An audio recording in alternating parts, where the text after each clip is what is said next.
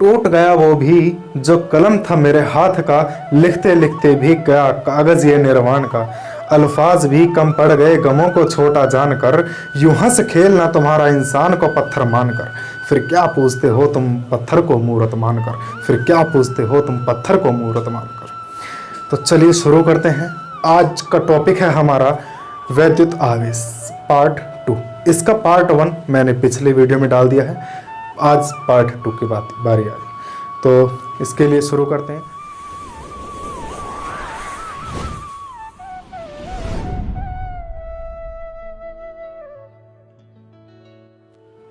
Hello guys, मैं हूं अंकित निर्वाण और आप सभी का हमारे यूट्यूब चैनल IPAN साइंस में स्वागत करते हैं।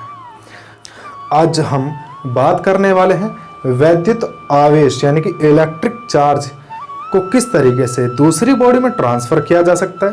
जनरेट तो हम कर नहीं सकते, बस ट्रांसफ़र ही कर सकते हैं। तो किस तरीके से इसको ट्रांसफ़र किया जा सकता है और इसकी क्या क्या प्रॉपर्टीज़ होती हैं, इन चीज़ों के बारे में आज हम बात करने वाले हैं।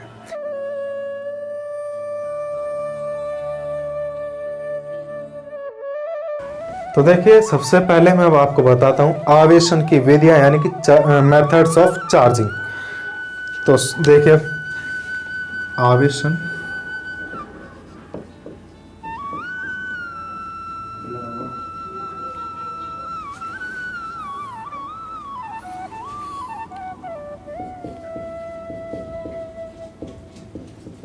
विधियाँ यानी कि मेथड्स ऑफ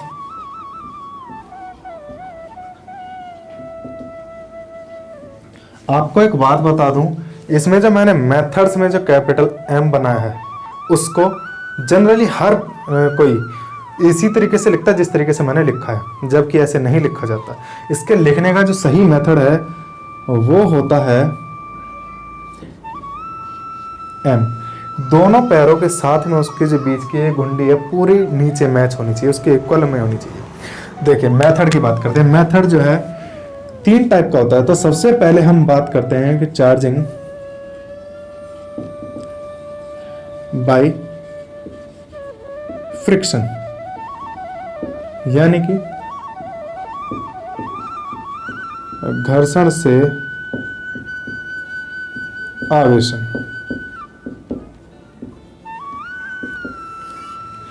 ये जो टॉपिक है charging of methods of charging, ये टॉपिक आपका बोर्ड में नहीं आता। बस आपको ये मैं इसीलिए समझा रहा हूँ ताकि आपको पता चले कि किस किस तरीके से किस किस नए मेथड के साथ हम चार्ज कर सकते हैं किसी भी बॉडी को, किसी भी कंडक्टर को। ठीक है, तो चार्ज इसमें मैं आपको बताता हूँ। फ्रिक्शन, देखिए फ्रिक्शन यानी कि घर्षण। जैसा कि मैंने आपको पिछली वीडियो में, अगर आपने नहीं देखी तो आप जल्दी से जल्दी जाकर पहले उसको देखिए, उसके बाद इसे देखिएगा। उस वीडियो का लिंक डिस्क्रिप्शन में मिल जाएगा और ऊपर आई बटन में भी मिल जाएगा। तो उस वीडियो में मैंने आपको बताया है कि जिस भी टाइप के जो आवेश होते हैं जिनकी वजह से ये पूरा का पूरा झमेला खड़ा हुआ है इलेक्ट्रिसिटी का, उस पूरे झमेले का जो बेस है वो यही चीज है कि चार्जिंग बाय फ्रिक्शन यानी कि घर्षण से आवेश। जब हम किसी भी दो चीजों को, अब जैसे कि एक ही होगी लकड़ी, दूसरा अगर मैं रबड़ लूं, तो जब रबड़ को और लकड़ी को मैं एक दूसरे के साथ रब करूंगा, रगड़ूंगा, तो ये लकड़ी होगी हमारी पॉजिटिव और रबड़ हो जाएगी नेगेटिव, चार्ज हो जाएगी। तो ये चार्ज होने का मतलब देखिए रगड़ा है और रगड़ने पर कुछ इलेक्ट्रॉन्स यहाँ से लकड़ी से रबर में निकल कर आ जाएंगे।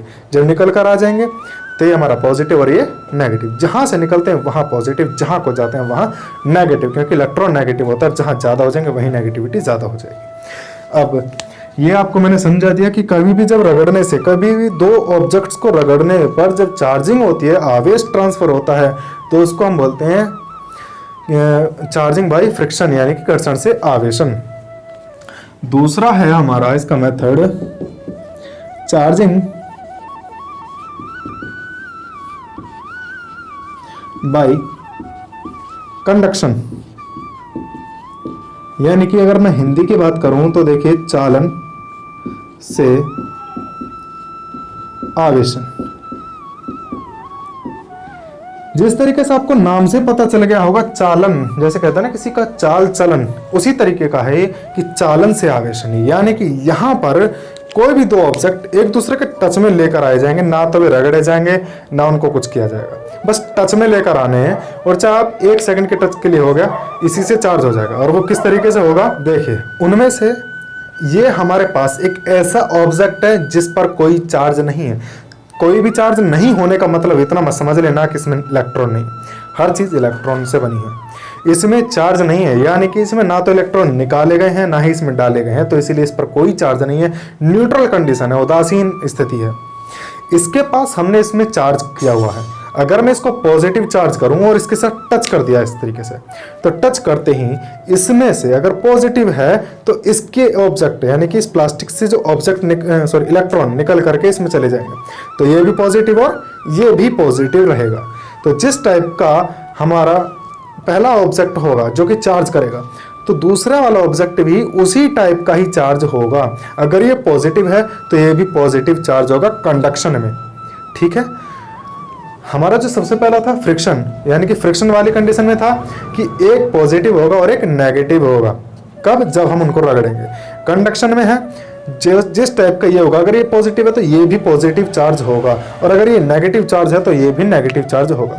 तो देखिए किस तरीके से होगा। मानकर चलते हैं हमारे इसके पास है ये माइनस का 14 चार्ज, पॉजिटिव चार्ज है, हम इसके बात करते हैं। तो पॉजिटिव 14 कूलम का इसके पास चार्ज है, ये 0 पर है।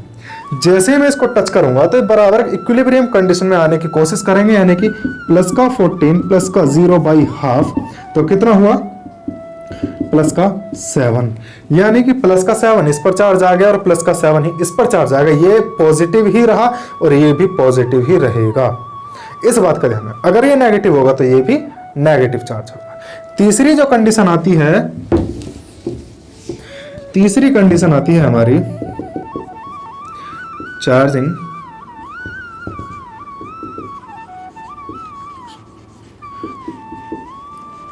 इंडक्शन, प्रेरण से आवेशन।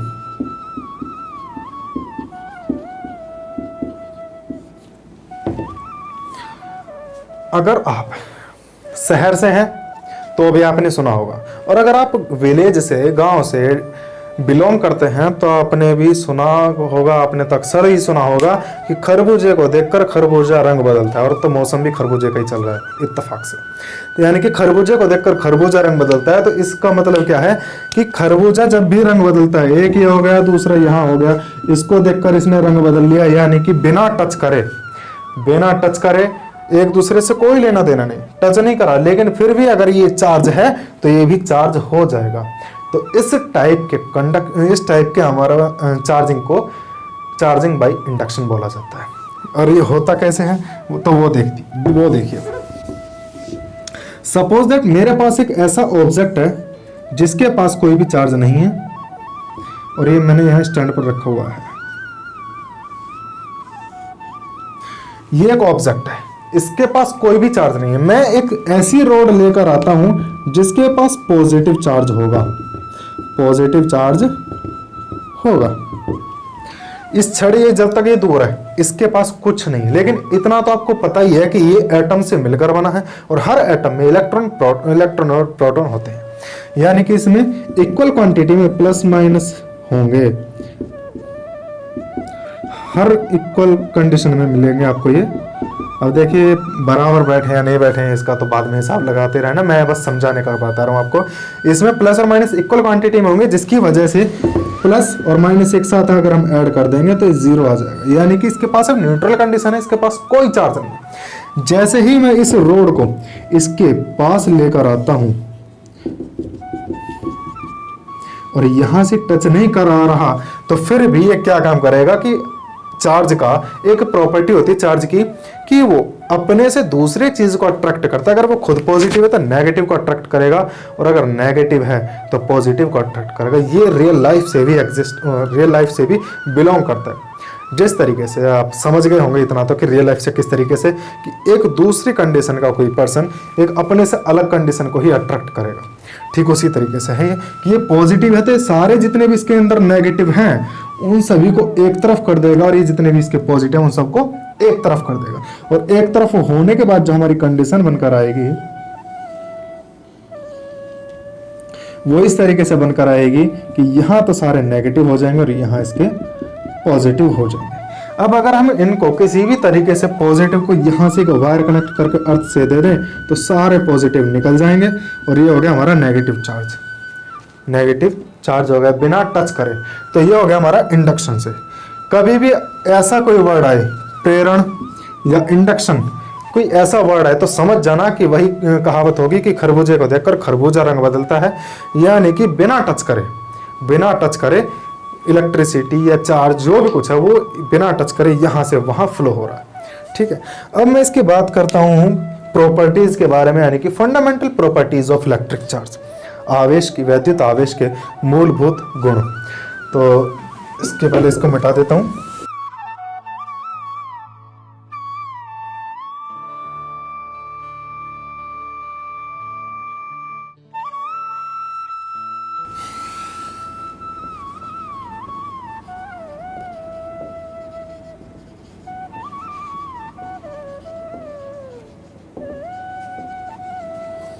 Fundamental properties of electric charge,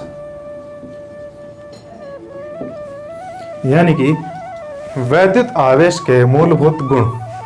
सबसे पहला जो वैद्युत आवेश का जो गुण होता है वो होता है आकर्षण का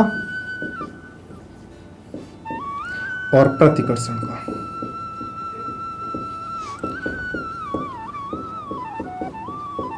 यानी कि ये चार्ज एक दूसरे को अट्रैक्ट भी करते हैं और रिपेल भी करते हैं। सॉरी, इंग्लिश में भी लिख देता हूं आपको, अट्रैक्ट एंड रिपेल करते हैं। अट्रैक्शन और रिपल्सन वो किस तरीके से करते हैं, जैसे कि भी मैंने आपको बताया था इंडक्शन वाले मेथड से कि पॉजिटिव अट्रैक्ट करेगा नेगेटिव चार्ज को, नेगेटिव अट्रैक्ट करेगा पॉजिटिव चार्ज को। अट्रैक्ट का मतलब आकर्षित, पॉजिटिव आकर्षित करेगा माइनस वाले को और माइनस वाला आकर्षित करेगा प्लस वाले को। और प्लस वाला अगर इसके सामने प्लस हो जाए तो ये रिपेल करेगा, रिपेल का मतलब प्रतिकर्षित करेगा। माइनस वाला ये भी रिपेल करेगा माइनस को, यानी कि प्रतिकर्षित करेगा। ठीक है, अब इनका पता कैसे किया जाता है, तो पता करने का एक सिंपल सा मेथड है।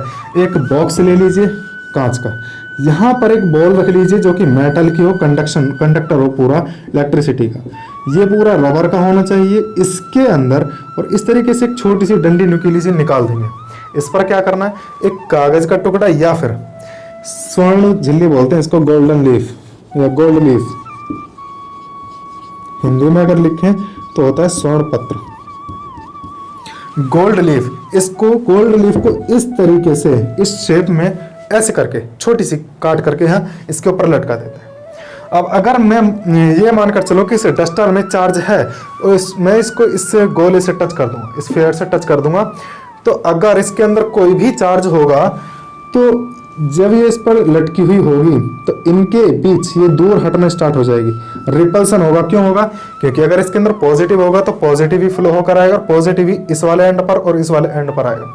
जब इस पर भी पॉजिटिव इस पर भी पॉजिटिव, तो दोनों रिपेल करेंगे, प्रतिकर्षित करेंगे।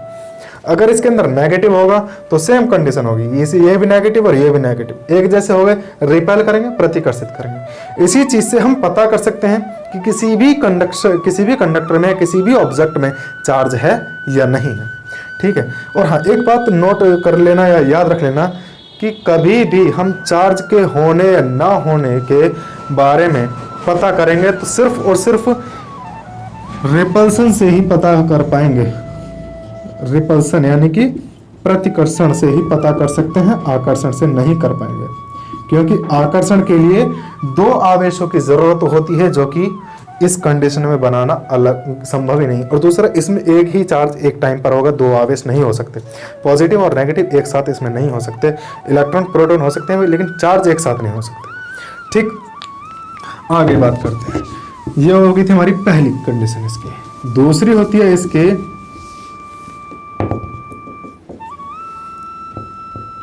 Conservation of charge. हिंदी में लिखें तो इसका होगा हमारा आवेश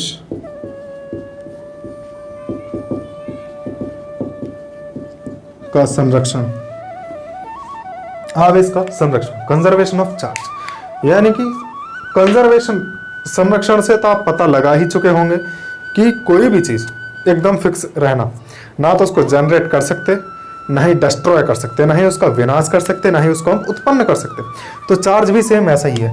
मैंने आपको पिछली वीडियो में बताया था इलेक्ट्रॉन थ्योरी के माध्यम से कि जब दो ऑब्जेक्ट के ऊपर चार्ज आता है तो इस पर शुरुआत में 0, इस पर भी शुरुआत में 0, लेकिन जब हमने इन दोनों को एक दूसरे को रगड़ा था तो इस पर +2 और इस पर -2 आया था। रगड़ने के बाद देखिए, रगड़ने से पहले इस पर 0 0, यानी कि 0 + 0 कितना टोटल चार्ज 0। रगड़ने के बाद इस पर +2 इस पर -2, अब ऐड करना जरा, कितना चार्ज हुआ 0। यानी कि चार्ज ना तो उत्पन्न, ना तो हमारा प्रोड्यूस किया जा सकता, क्रिएट किया जा सकता, जनरेट किया जा सकता, यानी कि उत्पन्न नहीं किया जा सकता, और ना ही इसका विनाश किया जा सकता, यानी कि इसको समाप्त भी नहीं कर सकते। इसका दूसरा एग्जाम्पल मैं आपको बता देता हूं।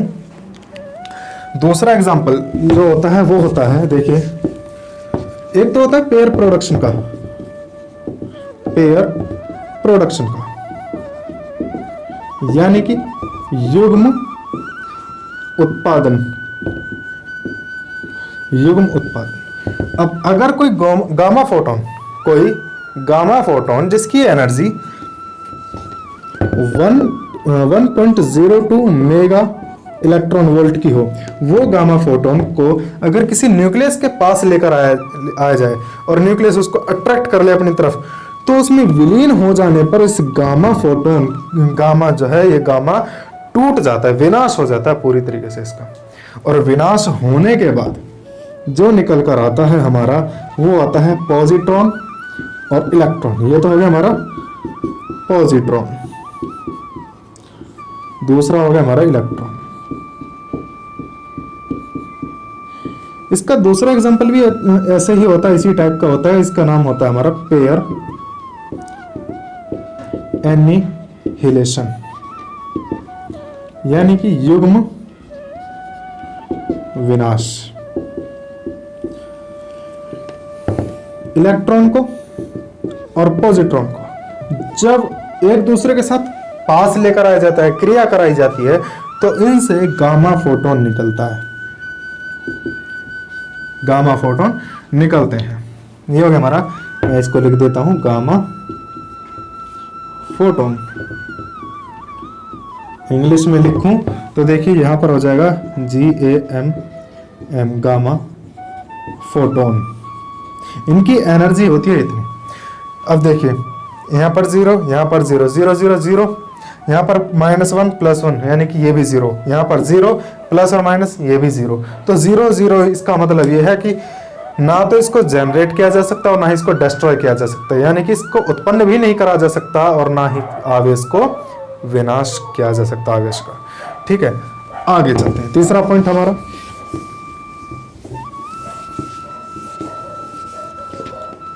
तीसरा पॉइंट है इसका एडिटिविटी ऑफ चार्ज।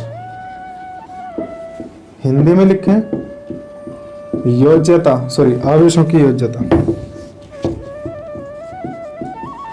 या आवेश की योज्यता।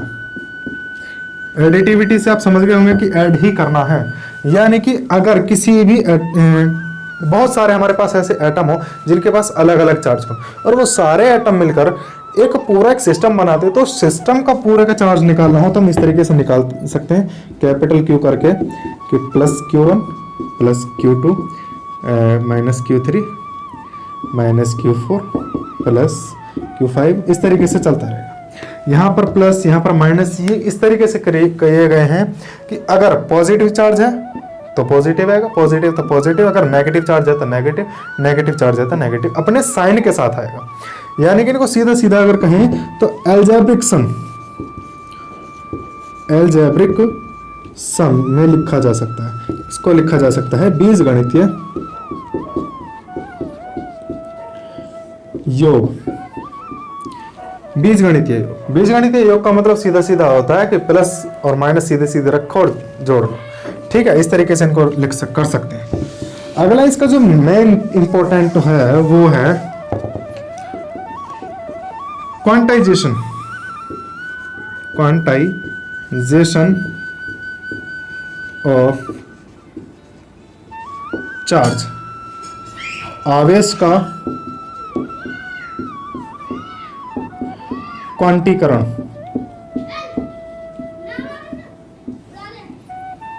आवेश का क्वांटीकरण। अब इस क्वांटीकरण को समझने से पहले आप एक चीज पर ध्यान दीजिएगा। जिस तरीके से किसी भी घर को बनाने से पहले हमें सबसे बेस और सबसे छोटी इकाई की जो जरूरत पड़ती है वो होती है ईंट। एक ईंट, दूसरी, तीसरी, चौथी, छठी, 1000वीं, 12वीं, इस तरीके से जब हम लगाते हैं तो इन ईंटों को लगाने से ही हमारा पूरा एक स्ट्रक्चर बनकर तैयार होता है जिसको हम बोलते हैं घर।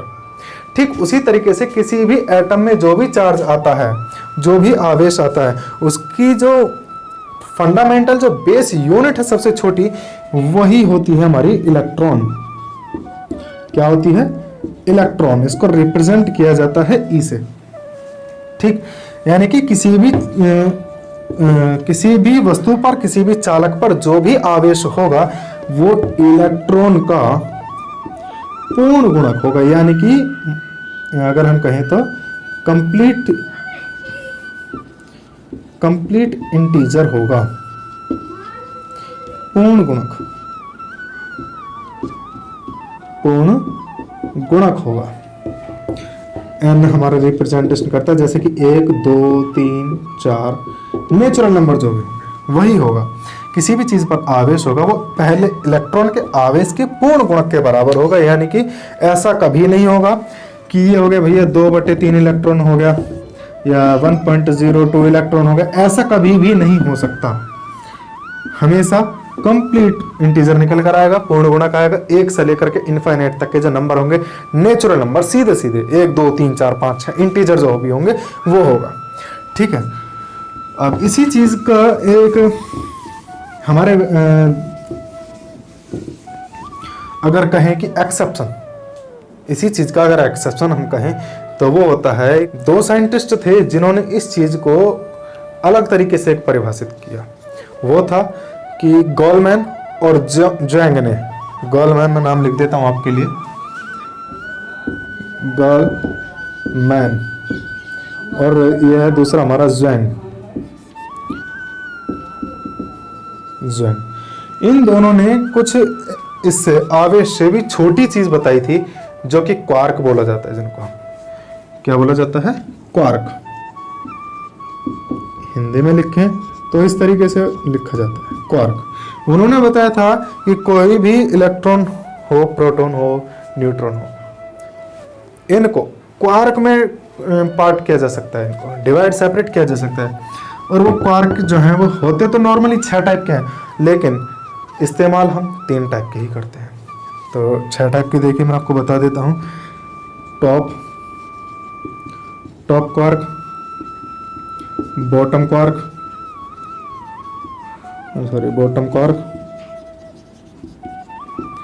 Strange quark, up quark, down quark और चार्म क्वार्क। ये 6 टाइप के होते हैं। इन 6 टाइप के क्वार्क में से बस ये 3 हैं जिनकी हमें ज़रूरत पड़ती है। ये 3 हैं जिनकी हमें ज़रूरत पड़ती है और इनकी जो वैल्यू होती है मैं भी वो आपको बता देता हूँ।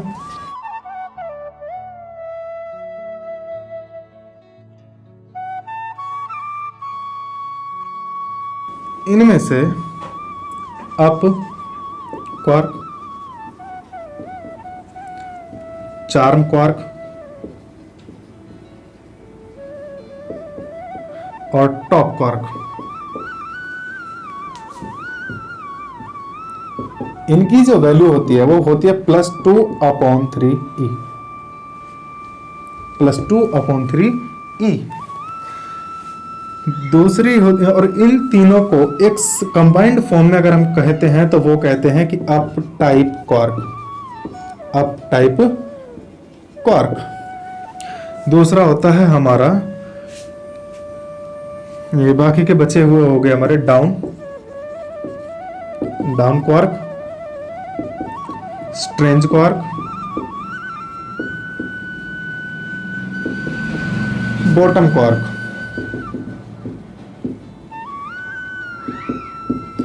इसकी वैल्यू होती है -e/3। यहां हम इसको इस तरीके से भी लिख सकते हैं -1/3e। ये होते हैं हमारे, और इन पूरे को कंबाइंड फॉर्म में अगर लिखें तो उसका नाम हम लेते हैं डाउन टाइप क्वार्क। ये पूरी तरह से क्वांटाइजेशन ऑफ चार्ज यानी कि आवेश के क्वांटीकरण को पालन करते हैं। ठीक है, ये उसको ब्रेक नहीं करते। क्यों नहीं करते? क्योंकि इनमें ऑलरेडी ही इलेक्ट्रॉन का इस्तेमाल किया गया है। अगर इलेक्ट्रॉन का इस्तेमाल नहीं किया जाता तो इलेक्ट्रॉन से छोटी भी यूनिट हो जाती। ठीक है, ये सिर्फ और सिर्फ प्रोटॉन और न्यूट्रॉन और बाकी के जो लैप्टॉन्स, मेसॉन्स वगैरह होते हैं उनको रिप्रेजेंट करने के लिए किए गए हैं। तो इसको देखिए, प्रोटॉन के लिए हम क्या लिखेंगे? प्रोटॉन के लिए UUD plus 2/3e plus 2/3e minus 2 नहीं e/3। इन सभी को ऐड करेंगे तो कॉमन आ जाएगा हमारा e/3 तो आ गया कॉमन।